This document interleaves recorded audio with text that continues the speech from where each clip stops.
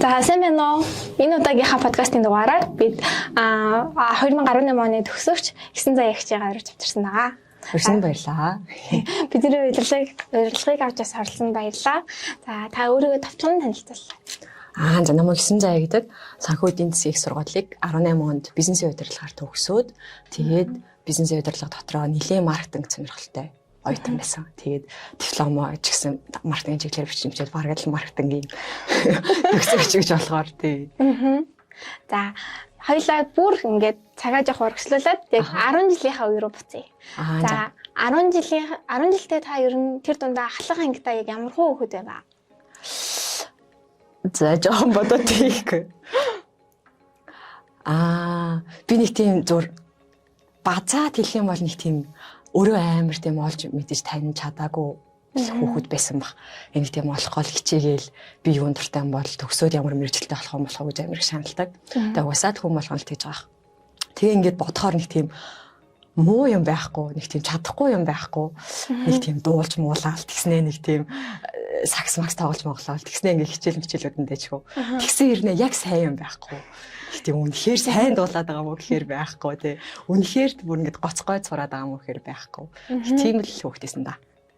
За тэгвэл яг ээш хөөхтэй та ямар хөө байв? Одоо ингэж хөөхтөд ээштэй бэлдээд ингэ бүртгүүл явж байгаа шүү дээ. Тэрэн дээр ингэж яг 12 дугаар ангидаа ээш хөөхтэй яг ямар хөө байв? Тэрний талаар. Нэг амар сандарч мандарч байсан юм байхгүй гайгүй л байсан санагдчих.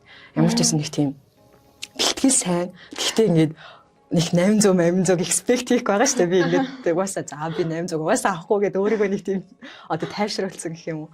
Тийм байсан болохоор нэг тийм дарамтгүй тэгэл амар 50 өгөл гараад ирсэн. Тэгэл тийм өгсөн хичээл болгоно дэжхүү. Тэгээд CDC-г яаж ингээд мэдээд бүртгүүлэхээр болсон? Яг CDC яаж орж ирсэн бэ? Би яг нүг юу ачаал мууст орно гэж аяг боддог байсан. Тэнгүүт ингээд манай 10 жилийн сургуульд сэтс ингээд нэг юм амар алдартай заяа.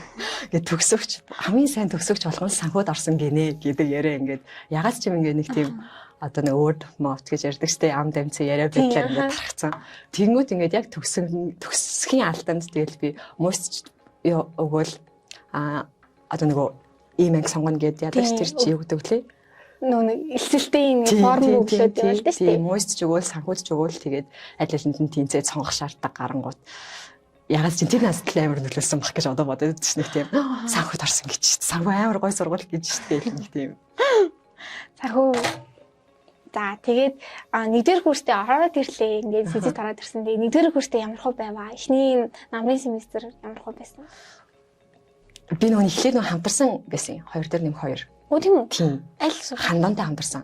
Тэнгүүт манайх ч нөгөө өдрийн үндсэн хөтөлбөрөөр бодох юм бол яг нэг юм анги болоод яг нэг тийм 10 жилдээ сурж байгаа юм шиг мэдрэмж төрдөг гэсэн гэх юм уу? Яг анги одоо нэг ангидаа л ангиараа суугаад тэгэл багш орж ирж хичээлүүдээ ороод нэг тийм анги солих шаардлага байхгүй гэх юм уу? Тийм хичээл үздэг байсан. Одоо өөрчлөгдсөн үү гэдэг байхгүй юу? Одоо яг хിവэрээ яг ингэ бид нэр ангиуд туваагдаад явдаг. Тэгээд яг ихэнх хичээлүүдээ ангиараа үздэг. Тэсэндээ бас ингэ өөр хичээл дээр ингэ өөр анги руу орж болж тийм нэг ганц хоёр анги солих шаардлага гарна. Гэхдээ ингэ нэг тийм бөөндөөнийг ингээл очиад хичээл үзчихэл гараад ирдэг. Тэгж л явдаг гэсэн. Тэгэхээр нэг тийм одоо юу гэх юм одоо нөгөө лекцийн тагмыг олохгүй төрөөд гэдэг асуудлууд амар гардаг шүү дээ. Нэгдүгээр курс тийм асуудал их гарч байгаагүй. Тэгэж явж байгаа тэр асуудал 3 дахь курст амар мэдрэгтэй хамтарсан ангиасаа өлтөөд үндсэн хөтөлбөрлө орчихсон байхгүй. Тэнгүүтээ 3 дахь курст яг 1-р курсаа байт шил. Лекцийн тагмыг байгаа л тэгэл явчихсан да. За тэгвэл өөр ямар ингээд энэ оюутан байх хугацаанд ямар клуб тариалагдсан бэ? Ер нь клуб тариалагдчихсэн үү та? Тийм, итгэцээний максимум клубт байсан. Яг 1-р курсээсээ төгс хүртлээ. Клуб тахтай ямар хөөсөн бэ? Клубтээ ингээд найзуудтай зөндөө олж чадсан уу? Эсвэл ингээд айгүй их ингээд туршлага хоригдлоо юм experience авч чадсан уу? Тийштэй ингээд би ингээд нөгөө олон хүний өмнө гарч ярьж марахаар ингээд амар сандардаг ингээд микрофон барахаар ингэж мэнгээд идэв гэсэн байхгүй юу. Тэгээд энэ ер нь миний амар судалтай юм байна. Нийтс гол болохгүй мэн гэж бодоод бэтгэлцээний клубд орж ирсэн. Уран ихтгэл болон бэтгэлцээний клуб гэж авдаг. Тэгээд нэг тийм ярьж марах чадвараа жоохон сайжруулах орж исэн. Тэгээд анхандаа нэг тийм би энэ клубээс нөө юу сурч мэдэж чадах өөрийгөө сайжруулах гэж орж исэн бол одоо ингээд харахаар энэ клубээс ингээд амар олон амьдралын нээзудаа болоод авсан байгаа даахгүй ингээ харахаар хамгийн ойр дотны хүмүүс маань яг тэр клуб танилцчихсан хүмүүс байгаад байгаа. Тийм л одоо амар ач холбогдолтой амар нандин шүү дээ миний хувьд максимум клуб. Тийм. Оюутан настай хүмүүс ингэж ярьдаг шүү дээ. Оюутан настай ингээд клуб л ерөнхий коллектив үүсгэж чаддаг. Ингээд найзуудаа тэр хүн ингээд орчноос л олдог гэж ярьдаг. Таны хувьд л яг тэрийг олж чадсан юм шиг сонсогдож байна. За тэгвэл их сургууль байхдаа ингээд хамгийн ингээд дурсамжтай ч юм уу эсвэл одоо яг хамгийн түрүүнд ингээд талгаанч орж ирж байгаа дурсамж байна уу танд? За нэг байна гэхгүй. Олон л гахалтай сая зүгээр толгойчод орж ирсэн. Би ингээд 2 дугаар курсээсээ бүр ингээд маркетинг мэргэжил бүр ингээд амар ингээд дурлаад. Би эхлээд ингээд мэргэжлээ сонгохдоо ингээд ерөөсөө нарийн юм бодож сонгож байгаагүй гэх юм уу. Одоо зүгээр бизнесийн удирдлага гэхээр ингээд амар гой сонсогдож байна гэдэг талаас нь нийгэмд сонсогдох одоо нэр хүнд талаас нь сонгож исэн баг. Одоо бодохоор үнэхээр би яг ингээд энэ мэргэжлэр сураа төгснө гэдэг зорилготой анх орж ирж байгаагүй байгаа даахгүй одоо бодонгууд тэнгууд яг мэргэжлээ сонгоод хичээлүүдээ үзэж явж хагаад шууд 1-р курсээс ямар гоё мэргэжил вэ гэд бүр ингээд хичээл үзнээсээ эхлээд мэргэжилтэй дуртай болж эхлээд тэгээ тэрэндээ амар таалрахдаг. Одоо тэгж дурлаагүй бол одоо бас юу ч хийгээд явж явах байсан юм билээ гэж айгүйх боддог байхгүй. Тэгээд маркетингийн хичээлдээ айгүй дуртай болоод 2-р курсээс эхлээд шууд шүлснүүд зэлхийт. 2-р курснээс эхлээд 2-р курсээс эхлээд нөгөө олимпиадад орж ирсэн байхгүй юу? Маркетинг. Тэгээд одоо нөгөө ихтэй сургуулиудын дунд, бүх сургуулиудын дунд болдог маркетинг олимпиад гэсэн. Тэгээд сургуулийнхтаа орж төрүүлээд одоо сургуулаа төлөөлөөд одоо ихтэй сургуулиудынхт нь орж исэн гэсэн. Тэгээд тэр үед бүр амар баянтай. Эхний жилд нь орж төрүүлээд 2 дахь жилд нь ингээд дахиж төрүүлнэ гэдэг зорилготой одоо манай төгөлдөр багш удирдаад орж исэн баг. Тэгээд би тэд босагдаад тэгснэ ингээ хоёрын өргөтгөл бөөндөө уйлаад суугаад байдаг. Тэр чинь ингээд амар их юу ажиж байгаа штеп. Одоо амар их цаг зарцуулдаг гэх юм уу. Бараг хичээл мичээлээсээ чөлөөлөгдөөд ингээд олимпиадтай бэлддэг. Тэгэл хоногтой хоноол ингээд нилээ одоо бүр ингээд амар дотны найзууд бас болчдаг. Хамт орж байгаа багийн хүмүүстэй тэгснээр би нэгээ тэрэл ойлаа бүр ингээд үнэхээр ингээд нэг тийм хин нэгний одоо тэнгэрт одцсон юм уу гэвэр нэг тийм ой гашуутай юм тохиолдсон юм шиг л ойлаа. Тэгээ одоо бодохоор би ингээд яг төгөлтөр аш бидэдэг шоолол амар инээсэн баг гэж бодоод байхгүй. Тухайд англи зүгээр штэ миний хүмүүс энэ чинь ингээд амар одоо амьдрал тохиолдох юмнасаа амар жижиг юм хум гэжсэн ч гэсэн одоо бодохоор бүр нэчээд тэгээ нөгөө эмгтээчүүд бүр ингээд бодог нуурсан бүр амар шигтэй болсон. Дэмэрхүү баянтай юмнууд байна. Хөдөлтэй найзууд байсан юм шиг сонсогдож байна. Тэгвэл багш нь аюух тусалдаг гэсэн гэж шүү дээ. Тэгвэл одоо ингээд таны сурж байгаа хугацаанд ерөнхий хамгийн дуртай багш нь хэн байваа? Ер нь л одоо нэр цохоос төрүүтэй ер нь бол манай багш нар бүр амар мундаг хүмүүс шүү дээ. Одоо зэрэг дэвийн хувьд ч тэгээд угаасаа ингээд зэрэг дэв хамаагүй ингээд яг хичээл орж байгаа байдал оюутнуудаа гэсэн сэтгэл гээд ер нь одоо яг бүх багш нар бүр үнэхээр мундаг би бүр ингээд бүх одоо бизнесийн удирдлага болоод маркетингийн тийм бүх багш нарт бүр ингээд яа яг энэ хүмүүсийг ингээд багшилж байгаа хугацаанд би оюутан байсан ямар их аз жаргал гэж амирх боддог. Тэгээд одоо манай хамгийн ойр байсан багш нар гэх юм бол одоо яг нөгөө нэг олимпиад удирдах гэсэн багш нар маань бас хамгийн түрүүнд санаанд орж ирдэг. Алтан гэрэл багш байна, төвлөлтөр багш байна, мөнх баяр багш байна. За тэгээ манай нандаа багш одоо багштайгаа бэлдсэн байгаа хаа. Тийм. Ер нь л тэгэл одоо тэр ингэхгүй л багш нар маань тэгээд олимпиад удирдахгүй байсан ч гэсэн бүр ингээд амар сэтгэлээрээ штэ манай багш нар чинь. Тэгээд бид нар чинь нөгөө хичээлээсээ чөлөөлөгдчихөж байгаа. Тэгэнгүүт бас хичээлээр үздэг нарийн ширийн юмнуудыг бас мартчих тохиолдол гарна. Тэгэнгүүт орж ирээл ерөөсөө шууд самбар дээр ингээд тийм баг тусгай хичээл авч байгаа юм шиг л байдаг шүү дээ. За тэгвэл үзэж ясан хичээлүүд дундаас чинь шүү дээ. Хамгийн их ингээд амьдралд хэрэгтэй хичээл байсан уу? Одоо ингээд амьдрал дээр байхдаа ингээд тэр хичээл дээр нэг тэгж зарж ирсэн. Одоо ингээд тэрэг болж ирсэн юм байна да гэж бодогддог хичээлүүд байдаг да. Тийм хичээл байна уу танд? Оо зөндөө байна. Бараг бүгдтэй. Ингээд 2 дугаар курсээс эхлээд яг мэргэжлийн хичээлүүд ороод эхэлдэг шүү дээ. Тийм тэр хичээлүүд дээр бүр арай л хайхрамжгүй ханддаг байж гэж одоо амар боддог шүү дээ. Би ингээд төгсөөд Наслын барин дээр 2-3 жил байсны дараа ингээд өөрийн компанид болсон байхгүй юу. Тэнгүүд би ингээд яг компани бүртгүүлэх талаар зүгээр яг ингээд хичээлээр үзчихсэн хэрнээ бодит амьдрал дээр яадаг үлээ гэдгийг мэдэхгүй байгаадсан ингээд амар сонио. Тэгэнгүүт яг энэ шиг тохиолдлууд амар гарна.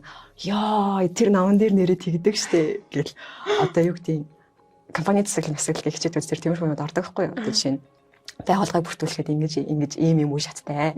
Одоо юу гэдэг хуулийн этгээд бол дотроо юм төрлөө хийж мэгээд нэг тийм маш нарийн одоо үнэхээр хэрэгтэй юмуд ордог байсан байгаа байхгүй. Тэгэнгүүт ингээд төгсөөд өөрөө компани байгуулах гэсэн чинь өөр ингээд өө юу лээ. Хэм багш маань юу гэж яриад байлаа гэж мэгээ. Тиймэрхүү юмуд бүр үнэхээр одоо арай хичээлдээ арай л хайн ханджсэн тохиолдлууд амар их байдаг. Тийм. Тэгээ бас байгууллагын зан төлөв, хэрэглэгчийн зан төлөв гэдэг хичээлүүд ямар чухал юм бэ гэдгийг бүрс дараа нь л ойлгодог. Тохойд ингээд амар сураал амар ойлгоод байгаа юм шиг хэрнээ. Магадгүй гэхдээ тэр нь ч бас нэг бодлын зөв юм шиг. Яг оюутан байх цаана ингээд амар онлайн класс нь мэдчихэнгүүтлээ одоо практик класс нь бол ялцчгүй ажлын байран дээр гарч ижил мэдэх юм болохоор. За та нөгөө нэг одоо бид нар чинь 1-р курстэй, 4-р курстэй ингээд урлагийн өслөг гэж хэлдэг шүү дээ. Та тэнгэр оролцож ирсэн үү? Энэ бол ингээд оюутан насны айгүй чухал орсон жаах гэж. Харин тийм ээ. Манай ангийнх үзэж байгаа юу гэдэг. Тийм манай сургууль ер нь ингээд яг одоо урлагийн өслөгт амар гоё одоо юу гэдэг оюутнууд нь ч тэр багш нарын ч тэр амар гоё анхаарал хандуулдаг нь зөрүүлээд зорилго нь гэдэг юм анги хамт олонний уур амьсгал тийм нэг тийм гоё коллективтэй байдлыг дэмжихэд зорилго нь оршдог шүү дээ. Тэгээд би ч нөгөө 2-р курсээсээ 3-р курсээсээ анх ангийнхантайгаа танилцж байгаа шүү дээ. Тэнгүүт ингээд яг үдээ ингээд нэг хамт гоё 2 жил явж байсан ангийнхан дунд юм ботох шиг юм ингээд би танай анги байсан байна гэж ороод ирж байгаа байхгүй юу. Тэнгүүт 3-р курстэй орчингууд бас нөгөө яг хамтдаа хичээл үзэхээр болцсон. Нөгөө хичээл сонголтоороо өөр тэгмийн чамаагүй оюутнуудтай хичээл үздэг болцсон байсан болохоор нэг тийм коллектив байхгүй явсаар хагаад урлагийн үздэг дээр очсон байхгүй би тийм. Тэнгүүд ингээ огт танихгүй хүмүүстэй ингээ хамт баг болтоод урлагийн үзлэгт орох гэдэг. Тэнгүүд надад өгсөн өдрөөс тоо яа би баг ингээд одоо урлагийн үзлэгт ороод фейлдэх шалтгаан нь баг би байж байх юм шиг нэг тийм дунд нь ингээ нэг танихгүй стрэнжергаар ингээ байгаад байх юм шиг өдрөөс төрөө тэгээ орж байгаагүй. Тэгтээ амир дэмжсэн. Тэгээд одоо амар харамсдаг. За нөгөө нэг одоо манай сургууль чинь Efe Crash гэдэг юу байдаг шүү дээ пэйж. Та энэ дээр ерөнхийдөө орж ирсэн үү? Эсвэл юм ингээд Crash марсаа биччихсэн үү? Тийм төв байгаа юу? Баг намайг 4-р курстэй хахад гарч ирчихсэн баха. Тийм л үү? Тэрнээс эртэл эсвэл би зүгээр л 4-р курстэй биччихсэн юм болов уу? За би бичиж байгаагүй бичүүлж байгаагүй баха. Тийм. За тэгвэл төгсөөд хэдэн жил болж байгаа вэ одоо? 18 он төгсөн гэдэг чинь 6 жил болсон байна шүү. Тийм ээ.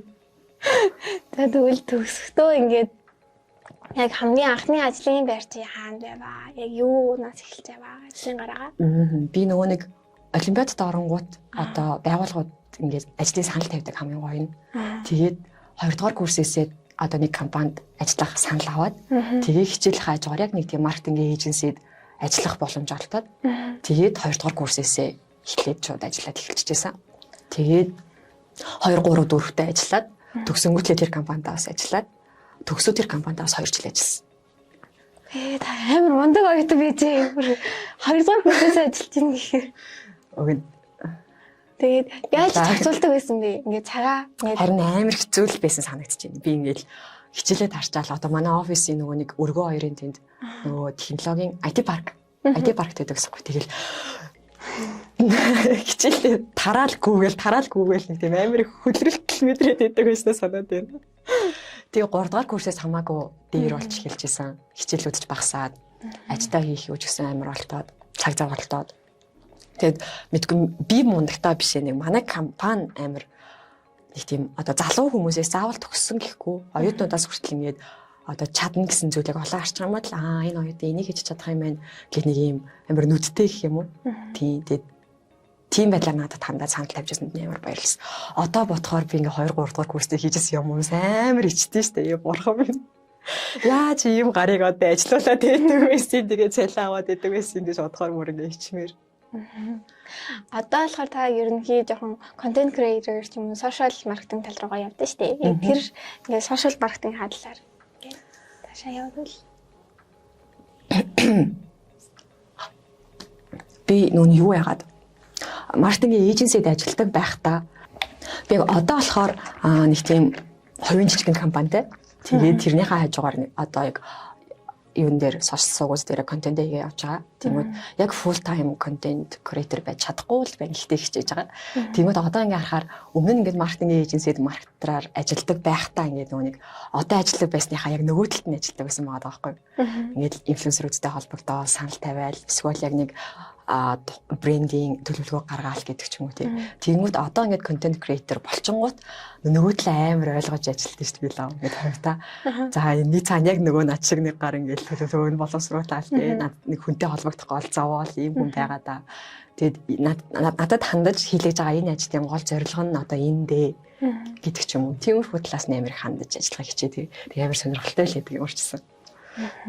Одоо ерөнхий ингээд технологи хөгжөөд хүмүүс ингээд контент руу ч юм уу сошиал маркетинг руу аягүй их орж байгаа шүү дээ. Тэгээд одоо яг 12 дугаар ангийн хүүхдүүд ингээд маркетингийн мэргэжлийг ингээд сонгоё ч юм уу ингээд зүгээр яг мэргэжлээ сонгоогүй байгаа ч гэсэндээ ингээд ямар мэргэжлөө орох вэ гэд ингээд тайгаад явж иж магадгүй. Та тэгээд тэр хүүхдүүдэд ингээд маркетингийн мэргэжлийг ингээд тэм шүү гэд нэг хэлээд тийм тайлбарлах юм. За яаж гоёор хэлэх вэ? Тэгэж би ингээд нөгөө маркетингийн мэргэжилд амар хайртай бүр ингээд энэ мэргэжилд бүр ингээд амар дуртай байдаг шалтгаануудын нэг юу вэ гэхлээр одоо миний хувьд энэ мэргэжил ингээд нэг өөрийнхөө хүсэл сонирхлыг яг ажилтайгаа хослуулж болдог мэргэжил юм шиг санагддаг байхгүй. Тэгмүүд ингээд за маркетингийн менежер маркетингийн удирдлага гэдэг дипломтой болоод төгслөө гэд бодонгууд ажлын байран дээр гарангууд чи яг аль салбарын маркетингаар ажиллаж болно тий. Одоо киноны маркетинг байдаг ч юм уу, эсвэл фэшн салбарт байдаг ч юм уу, спорт байдаг ч юм уу тий. Тэгмүүд яг би үнэхээр спортод дуртай, эсвэл ингээ фэшн загвар дизайнд амар дуртай бол тэрийгээ нөгөө өөрийнхөө эзэмшсэн үндсэн мэргэжил буюу маркетингтайгаа хослуулах амар боломж гардаг. Тэр нь ингээд амар гой санагдаад байдаг гэх юм уу. Тэгээд ерөн сүүлийн үед ингээд харахаар яг маркетинг гэдгийг зүгээр одоо юу гэдэг нэг юм сошиал маркетингтэй хэтэрхий холж бодоод байгаа юм шиг алдаанууд нэлээд ажиглагддаг. Зөвхөн одоо сошиал медиа маркетинг гэдэг бол маркетинг юм аа гэдэг алдаанууд нэг харагдаад байдаг. Тэгэхээр энэ бол зөвхөн нэг хэсэг нь тийм маркетинг бол ингээд хөрвж болох. Тийм одоо ингээд би ингээд хэсэг маркетингаар ажиллаж байсан сэтгэл зүйч болд юм билүү гэж амар бодож модаад нэг юм хэрэглэгчийн зам төлөө гэдэг юм дээр амар шаналаад ирж байгаа байхгүй юу. За энэ усыг хэрэглэж байгаа хүн өдөр тутамдаа юу хийдэг байж тарах уу гэдэг ч юм ингээл юм нэг толгой гашлах асуудлууд гарч ирээд нь шүү дээ. Тэгэнгүүт ингээ явандаа ингээд сэтгэл зүгээр сурдаг ч юм уу гэж бодож бодоод. Тэгээд маркетингаар төгссөн хэрнээ сэтгүүлч хийж байгаа хүмүүс байна тий. Тэгээд сэтгэл зүйчээрч ажиллаж байгаа хүмүүс байна. Ингээд явандаа ингээ нэг тийм амар олон юм руу хөрвж болох. Тэгээд яг хөрвөхгүй маг ингээд гүн гүнзгий ороод дурлыг гэхэд энэ мэрэгжил бүр ингээд үнэхээр одоо үр өгөөчтэй нэг тийм гоё мэрэгжил юм шиг санагдтыг. Тэгээд одоо энэ миний хаар одоо маркетинг гэдэг тодорхойлохоор ингээд юу байгаад байгаа шүү дээ. Онлайн тодорхойлолтууд ч амар олонтой хүмүүсийн хувийн одоо бодлоод ирсэн амар их байгаа. Тэгээ миний хувьд болохоор ингээд одоо хэрэглэгч нэг юм бүтээгдэхүүн үйлчлэгийг сонгохын тулд одоо за зүгээр ус авж ийн гэдэг л нэг юм процесс байгаа ч нэг акшн үйлдэл хийж ийн. Тэнгүүд зүгээр ингээд нэг юм ус худалдаж авч байгаа биш цаана ингээд нэг тийм ихтгэл найдвар яваад байгаа байхгүй. Би энэ усыг авснараа цангахгүй дээ ч юм уу те. Эсвэл одоо юу гэдэг нэг юм бүтээгдэхүүн үйлчлэгийг авч байхдаа би энэ хувцас авах юм бод гоё харагдана. Даарахгүй байна гэдэг нэг юм нэг цаана юм итгэл итгэл явж идэг. Тэнгүүд маркетингийн хамгийн гол идэг юм тэр итгэлийг нь алдахгүй байх хэрэглэгчийн. Энэ усыг ууснараа үнэхээр л одоо хэрэглэгч цангахгүй байх хэрэгтэй гэдэг ч юм уу те. Тэгэхээр ингээ нэг тийм амар хариуцлагатай нэг тийм амар гоё мэрэгжил ирж санагдаад байна. Хүний ингээ итгэлийг алдаж болохгүй те. Тэр хүн ингээ ийм итгэл үнэмшил төрүүлээд тэрийг нь ингээ урт удаан хугацаанд хадгалж авч явна гэдэг ингээ миний хувийн өөрийн үзэл бодолтой ч нийлээд байдаг шиг санагдаад те. Гоё мэрэгчлээ бүр үнэхээр дурлам шүү. За тэгвэл мэрэгжлийнхаа дагуу ажиллахдаа тань ингээ хүндрэл учирч байсан уу? Тэгэл өдөр тутмын амьдралд нь ч юм уу эсвэл ингээ өдөр тутмын ажил дээр байхдаа ч юм уу ингээ маркетингтэй холбоотой ингээ хүндрэл ч юм уу? Амар тулгарч ирсэн юм байна. Тэгээ одоо бодохоор тэр тухайд ингээ дөнгөж төгсөөл ажлын байран дээр гарч байхдаа амар хэцүү санагдчихсан юм. Одоо бодохоор ингээ стан нэг жаргацсан цавлангууд байсан шиг санагдаад байгаа байхгүй. Тэрийг давцсан толдоо одоо нэр юм сурч мэдээд авцсан байж тээ гэж бодоод идэг. Тэгээд би нэг жоохон уцаар ярьж байхдаа жоохон маруу тааруу ингээд уцсны дуудлага авч амар хэцүү санагдаад. Уцсны орон тэгээд амар гоё мэйл зээл хийчих юм бол амар амар. Тэгэнгүүт ингээд төгсөөд яг одоо жинхлээд нөгөө маркетинг эйженсид оронгууд дуудлага хийх амар шаардлага гардаг надад ингээл тэрч байгууллагатай холбогдоод манайх өнөөдөр ийм ивент зохиогч байгаа маа танах тэдний өдөр боломжтой юу гэл. Тэгэл хамтрах байгаа нөгөө та манайх нөгөө энэ брэндээс холбогдож байна. Та тэдний өдөр боломжтой юу гэл. Дуудлага хийх амар их шаардлага гарна. Тэнгүүд би ингээд өөрөө deep down дотор ингээд дург байгаа даа гэсэн. Уцаа битээ сайн байна уу. Одоогоор бас ер нь л тийм юу байгаа. Одоо уцаар ярьчаад тэр юу таалбаад юм мэдгүй. Гэхдээ ингээл ажлын шаардлага болохоор өөрийгөө өвчлээл сайн байна уу гэж зүгээр хөвшөөл ярина л та. Тэгэхээр маркетингийн мэргэжил ингээ хүн болгоныг ингээл задлж чаддаг юм уу сайн талаар нь ингээд хөгжүүлээд чаддаг юм шиг. Амьд өөрөө нэг тийм нөгөө амар коммуникац харилцаа холбоо сайтай байхыг шаарддаг шүү дээ. Энэ мэргэжил өөрөө тийм болохоор тийм ээ. Чиний хэлсэн зүг байна. Тэгвэл хамгийн таны дуртай хичээлч юу вэ? Эсвэл дургүй хичээлч юм уу тиймэрхүү юм байна уу? За би яг нөгөө макро бол үндэл бас нохлолдог байсан. Хийхэл тэгдэг байсан манай үеийнхэн. Тэгэхээр яг эдийн засгийн чиглэлийн хичээлүүдэд уг нь амар сонирхолтой санагдаж надад бүр ингээд нөгөө мэлүүд чинь гэж амар шимтэж бас сурдаг байсан хэрнээ төдийлэн яг өөрийнхөө одоо хичээсэн биш бодсон шигээ тийм сайн байж чадаагүй. Одоо бодохоор. Тэгээд зөрүүлээд яг нөгөө маркетинг яг чиглэлийн үнцэн хичээлүүдтэй бүр амар дуртайсан. Байгууллагын зан төлөв мөлөөтэй хэрэглэгчийн одоо зан төлөв мөлөө амар гоё штэ. Одоо тийм бүгдийг нэрлэж бас зарим нь мартчихжээ хичээл харагдаад тийм. Та макро донжсэн нөө. Одоо ингээ манай сургууль дээр ингээл макро л гээд ингээ талгам гашилтай хүүхдүүд одоо байгаа байхгүй юу. Тэгэл ингээ багш нар нь хүртэл ингээд унган шүү гээд ингээ зарим нь ингээд жок маягаар айлгадаг ч юм уу эсвэл гээд ийм явган яриа байдаг ч юм уу. Макро донва, микро донва гэдэг тэгдэг. Тиймэрхүү юм байсан. Харин нөгөө хичээлээ сонгоог үзээгүй байхад нь шууд нөгөө унваа ийм хичээл амар хичээл байдаг шүү гэдэг нь өөрөө баг нөгөө унаад байгаа ч юм уу муугагийн тодорхой үеийг эзэлж байгаа хаа. Эхнээс нь сэтгэл зүгэн шууд тэгээ эхлүүлчихэж байгаа байхгүй тийм. Тэгэхээр макро манай сургуулийн миний хувьд макро жоохон хэцүү юм шиг санагддаг. Гэтэ одоо ингэ бодохоор ингээд амархан ч байсан юм. Гэсэн одоо яг эдийн засгийн оюутнуудын хувьд бол одоо хоёулынх нь яриа амар инээдтэй сонсогдож байгаа шүү дээ. Макро бол одоо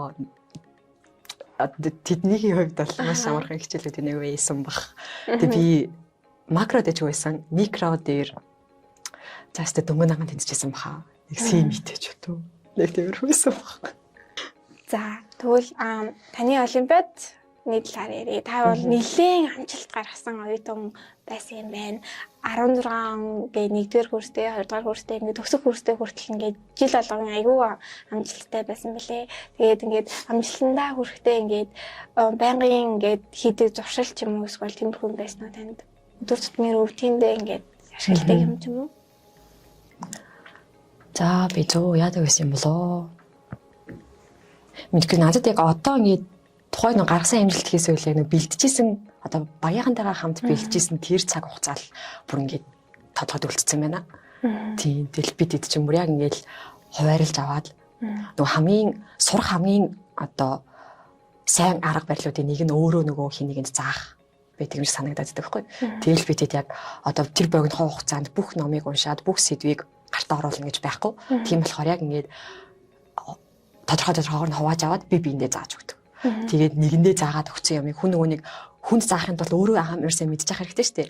Хүн асуулт асуух юм бол хариултыг мэдчих хэрэгтэй гэж бодож одоо би заандаа алдаа гарахгүй байх хэрэгтэй зөв нөгөө мэдлэг заах хэрэгтэй дээ гэж бодонгууд өөрөө амар хичээж сураад байгаа байхгүй юу. Тэр одоо авсан юугаа.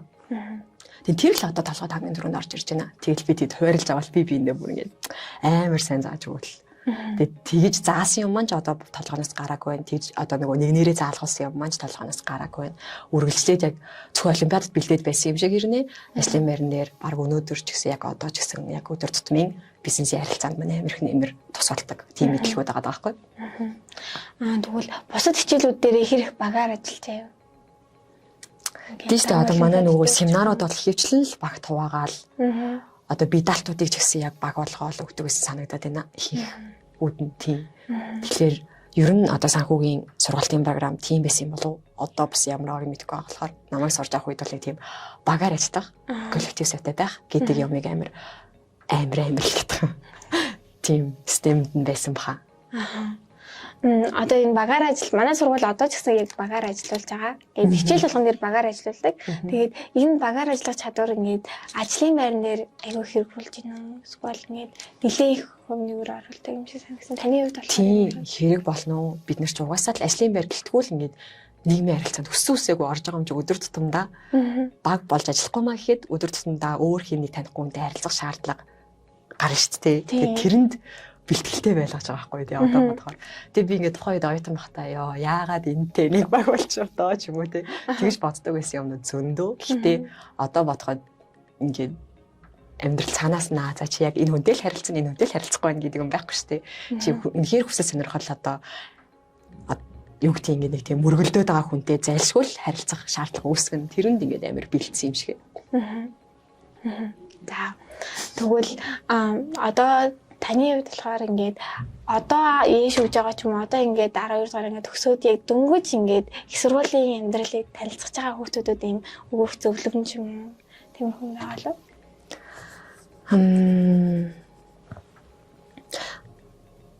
Ер нь бол ингээд хүмүүсийн зөвлөмжийг багс сонсох хэрэгтэй гэж санагдаад тийм ба үнэ хэрэгтэй. Зүгээр яг ингээд юунд төсөл сонирхолтой байна вэ гэдгээ мэдгээд амар хэцүү байдаг юм шиг миний бодлоо. Би өөрийгөө ингээд хураагаа бодохоор тэгэл хүмүүс ингэүүлж зүгээр тэгүүлж зүгээр гээл яг өөр өөртөө хадуулсан туршлагаас зөвлөлтэй. Тэгэнгүүт тэр хүний туршлагач гэсэн юм бол учир дутагдaltaй шүү дээ. Зөвхөн одоо нэг юм нэг классанд туулаад үзсэн байгаа туршлага байгаа шүү дээ. Тийм болохоор ингээд нэг олон юмнаас одоо юу гэдэг туршлага зөвлөгөө гэхээсээ илүү яг өөрөө ингээд хүмүүстэй уулзаж олон хүмүүстэй одоо яг маркетингаар ажиллаж байгаа хүмүүстэй уулзаж үзээд ажил мэргэжлийнхэн дутагдaltaй тал юу вэ те ажлын байрнаар гарахаар ямар асуудал гардаг ч юм уу. Тиймэрхүү байдлаар ингээд гоё тал муухай тал бүх юмыг ингээд сонирхож байгаа мэргэжлийн бүх хүмүүстэйгээ уулзаад үзээсэй л гэж бодож байна. Тэгээд хамгийн эцсийн шийдвэрийг өөрөө л гаргана те хүчнээ одоо бид хоёр энэ цугаад маркетингийн мэргэжил гоё шүү гэж ярьсан ч гэсэн одоо энийг үзэж байгаа одоо хүүхэд бол өөрөө л шийдвэрээ гаргах учраас тийм тэгж л хэлмээр энэ да. Тэгэд амар их шаналдаг. Тэгээ одоо яг одоо л сонгох ёстой үе гэж амар их шаналдаг. Гэхдээ одоо яг тэр үед л гаргацсан шийдвэр амар хангалтгүй шүү дээ. Магадгүй ингэ чи яг сонгосон мэргэжлэрээ сурж агаад өөрсдөө таалагдахгүй юм шиг санагдаж болно. It's fine те. Зүгээр шүү. Тэр бол үнэхээр зүгээр шүү л гэдгийг амар сайн хэлмээр байна. Яг нэг юм нэг жил алгасаад чөлөө өмөл авах ч юм уу тиймэрхүү асуудал амар гардаг шүү дээ. Тийм үе дээрээ явж байгаа бас хүүхдүүд үзэж байвал энэ амар зүгээрээ энгийн зүйл шүү гэдгийг хэлмээрээ миний зүгээс хэлж чадах юм бол тийм. За бид нарын ингээд угаарт ингээд өдөр урилгын маань хүлээж аваад ингээд цаг цаваа гаргаж ирсэн түнхээр зэн баярлаа. Тэгээд энэ бид нэрс ингээд тань зүгээр ингээд тэтгэн гарыг бэлэг билээ. За тэгээд өнөөдрийн дугаарыг маань үзэнд баярлаа. Тэгээд бид хоёрын ярилцлага 12 дугаар анги буюу одоо ингээд ийшээ өгж байгаа хүмүүс жоохон ч гэсэн тус болсон байх гэж бодож байна. Тэгээд дараа дахин уулзцаая. Баяртай.